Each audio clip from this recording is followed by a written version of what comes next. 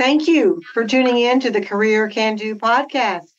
The views and opinions expressed in this program are solely that of the guest or speaker and do not necessarily reflect the views or positions of Ann Faremouth and Faremouth and Company. When we understand why we're doing something and what we bring to the table that makes us unique, then all of a sudden, all of these other opportunities start unfolding.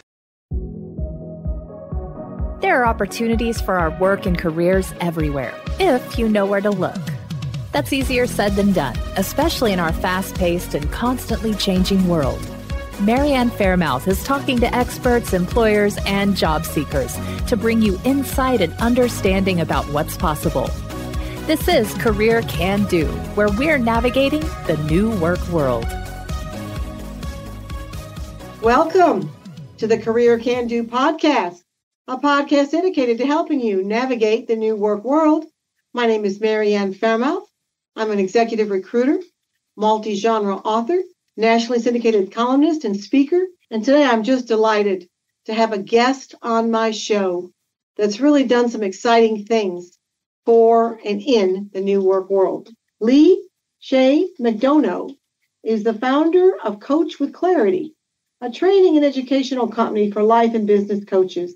We're going to talk to Lee today about how someone that was a psychotherapist really transitioned her career into something that is so necessary these days. But more importantly, she did something and created a platform where she could really help others. So after that incredibly long introduction, and without further ado, help me welcome Lee McDonough. Lee, say hello to everybody. Hi, I am so excited to be here, Ann. Thanks for having me. Well, we're thrilled to have you.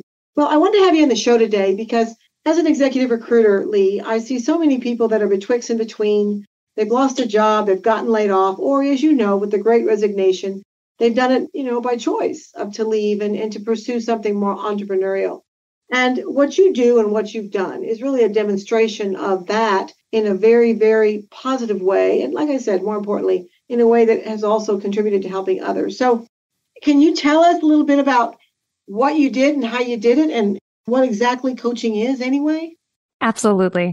So when I first started out in the work world, I was a social worker and then a therapist. I also have a public health background. And my husband was in the military. So we did move around quite a bit. And I feel really fortunate that I was able to have such a variety when it came to job experiences. I did a little bit of everything when it came to therapy. And then in 2015, when he got out of the Air Force, we were facing some major life changes. We were moving from Germany, where we were stationed, to the United States. My children had essentially grown up in Europe, so America was an entirely different experience for them. And my husband was buying a dental practice. He's a periodontist. And so essentially our life was completely changing. And so I decided to take a beat and focus on helping my family make that transition. Once we had kind of found our roots in our new home, that's when I started getting the urge to return to work. And yet on some level, I knew that mental health was no longer where I was supposed to serve. I still wanted to show up and help people, but I wanted to find a different way to do that. And while all of that was happening, I was supporting my husband with his new business. We were learning a lot as we went along about how to operate a business. And I kept thinking, I really wish there was some support out there for people like us, almost like a therapist for your business. And as I did my research, I realized, there's this whole world of coaching out here that I'm not familiar with. And the more I looked into it, the more I realized, oh my gosh, I think I can do this. I think I can leverage my skills and my experience as a therapist into this world of coaching and even business coaching. And so that's what I did. And that was the start of really entering the coaching profession. Well, that sounds like a very exciting journey, Lee. But tell our listeners, what's the real difference between coaching and other helping professions like consulting or therapy? So all of those, coaching, mentoring, consulting, therapy, I view them as helping professions, and each has a really distinct purpose. I view consulting or consultants as people who are the experts at coming in and assessing a situation, seeing what works, seeing what might need to be tweaked, and then making recommendations to the person about how they can move forward. Sometimes consultants can help with the implementation, but oftentimes they're more strategic thinkers and creating a roadmap for the person. Whereas with coaching, it's less about the coach coming in and doing the assessment and making the recommendations. And it's more about creating a partnership with the client so that the client can take ownership of what's happening. They can contribute their ideas and solutions. And so it's the coach's job to create that container where that exploration can happen. It's the coach's job to ask the right questions to really bring out the wisdom that the client holds. It's very much about a partnership of equals. A lot of those skills I also used when I was a therapist, certainly creating partnership and relationships and creating space to explore and to dive deep into things. We do that in therapy as well, but the purpose is very different. As a therapist, I was working primarily with people who were having mental health issues that were keeping them from doing their day-to-day activities. And so together, we did a lot of exploration of the past. We looked at what they were doing in the present that wasn't working to help bring them back to their typical routine status. With coaching, it's almost like we're grabbing the baton from the therapist in the relay race and we're going to the next level, which is, okay, now that we have found our typical baseline, how do we optimize? How do we improve? Where do we go from here? And so I see coaching and therapy actually working in tandem with each other. And they don't have to compete, they can connect. But we also, especially as coaches, we need to understand where that line is and when someone might benefit from working with a trained mental health professional so that they can get to their baseline and then we can support them in their growth. Well, what an exciting experience that you've had. And I'm a recruiter, but I've been complimented sometimes as saying, you're more like a therapist to me, and especially after what we've been through the last 3 years.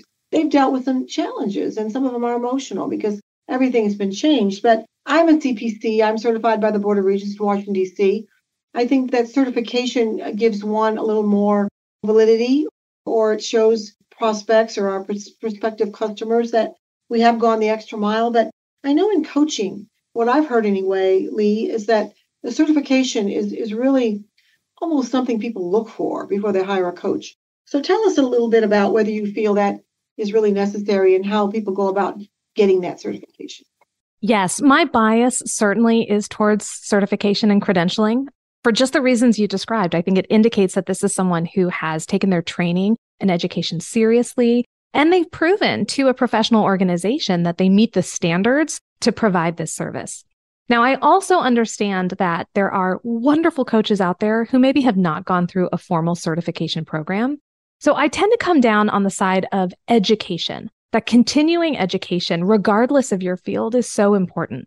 And for some people, that's going to look like a full-on coach certification program, especially if you want to be an executive coach, a corporate coach, if you want to work for those larger institutions. They really are looking for a credential, and specifically one from the International Coaching Federation, because that is the gold standard. But I'm very honest with my clients. If they are looking at creating boutique coaching practices where they're doing life coaching, business coaching, health coaching, they may not need a certification, but I think they're going to want one because it is going to set them apart in this industry. And it's also going to help them learn the fundamental skills that are needed to be a powerful coach. And it's going to give them some structure and some frameworks that they can take and implement and then make their own. So if somebody came to you and they're an experienced professional and they wanted to get into coaching and make that career change to get started in coaching, without taking a whole lot of time here, exactly in summary, what would those steps be to get there? Well, I think number one, it's really assessing what are you naturally good at? What are the things that people come to you because they need help? And to you, it seems like a no-brainer, but to them, it's actually quite challenging. When we understand what your special strengths and gifts are, then we can start looking at, all right, how do we bring that into a coaching approach that might help identify who you want to serve, how you want to work with. But we really need to start with understanding your strengths and your skills. And then from there, we can decide, okay, what is going to best serve you in terms of gaining those coaching fundamentals? Do you need a certification program? If so, which kind of program is going to be right for you? And that's generally where I direct people to the International Coaching Federation. They have a wealth of information about coach training programs. You can search for coach training programs there as well. And then moreover, I would say to people, if you are thinking about becoming a coach, there's no better way than by experiencing coaching yourself. So whether that's working with your own coach for a period of time or connecting with a coach over coffee to ask questions about the profession, working with a mentor coach, but really familiarizing yourself with the profession so you know what you're getting into. Would you say that coaching is more of a right brain function? I mean, we have a right brain function, which is more creativity, communication, as opposed to a left brain function, which is more linear, more thinking, more analysis. Would you say somebody who's really more linear in that light brain function would have a more difficult time becoming a coach, or not necessarily?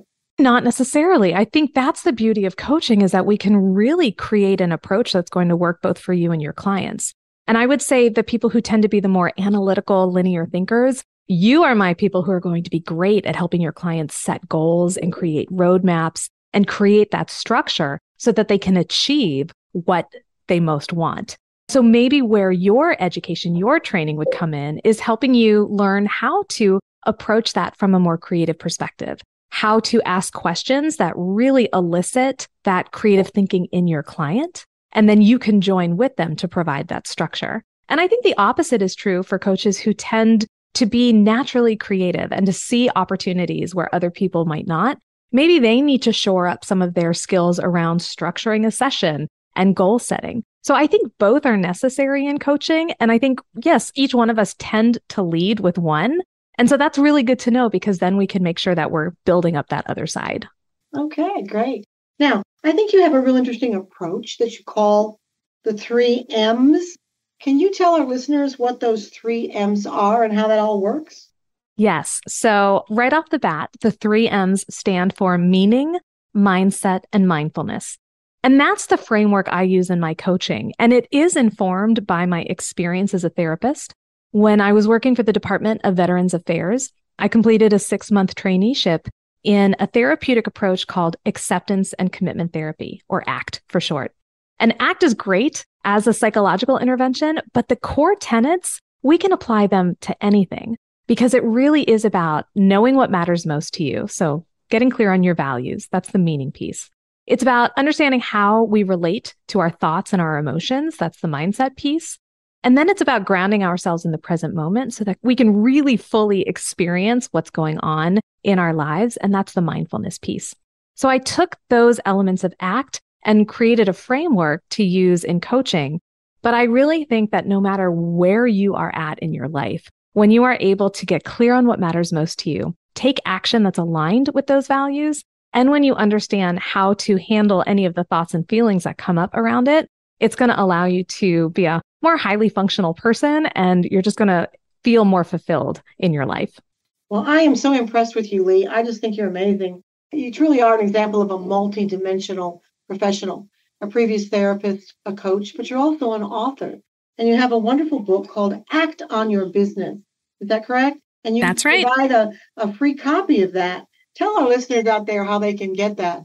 Absolutely. So I am so thrilled to share one of my favorite chapters from that book, Act on Your Business. And it is a deep dive into those 3 M's. So it really takes a look at what is meaning, what is mindset, what is mindfulness, but not just the what. It also looks at the why these matter, and the how. How can we start implementing these in your day-to-day life and in your business? So if you want a deeper dive into the 3 M's, you can get that chapter by going to coachwithclarity.com/act, and it's there to download. All right. Well, I'm kind of a results-oriented person, and I'm curious, if somebody was to enlist in a coaching program, how long does that typically take, Lee, to get that certification? That is going to vary based on the program, and it also is going to vary on the type of certification you're looking for. So, for example, with ICF, the first level of certification, the associate certified coach, requires 60 hours of coach training, plus passing some oral and written exams, and then 100 hours of actually working with clients. So that's the first level. The second level requires 125 hours of training and 500 hours of working with clients, and a few other requirements as well. I can say that when I went through my coach training program, and also the coach training program that I now run, typically the educational piece takes anywhere from 4 to 6 months based on whether you're doing the 60 or the 125 hours of training. And then it can really vary in terms of how long it takes people to acquire those experience hours. Now, you can start acquiring those hours while you are in training. So that's actually what I did. While I was in training, I was working towards my 100 hours so that I was able to get that initial certification 1 month after completing my training program. So I would encourage people to budget at least 6 months to work towards certification. But you can also take longer than that if you need to. And if you're a real go-getter, you may even be able to do it in less time than that. And I'm sure that there's an investment here, a financial investment to get the certification. Is it somewhat reasonable? Is it mediocre or exorbitant? I guess it would depend on the program that you select. Is that correct? It does. And I would encourage people to think about this as a graduate level certificate program. So if you're thinking about what it might cost to complete a certificate program through a university, that's probably what you're going to want to budget for when it comes to coach training programs. And you're right, they really do run the gamut. I've seen some that start at a few $1,000s. I've seen some that have been over $20,000. So there's a huge range in there. That's certainly something to consider as you are looking at programs. And then even more importantly, you want to find a program whose approach and whose values really connect with yours.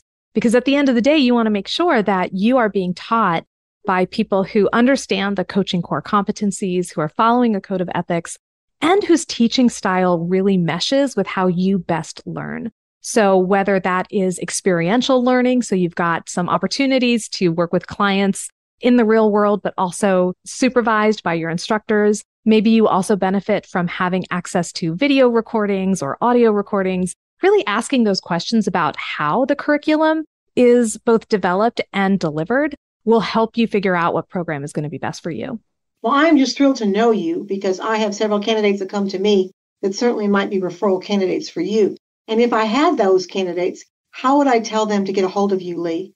So the best place to find me is over on my website, coachwithclarity.com. I'm also at Coach with Clarity on pretty much all of the social media platforms, Facebook, Instagram, TikTok. I'm on LinkedIn as well, so you can find me there.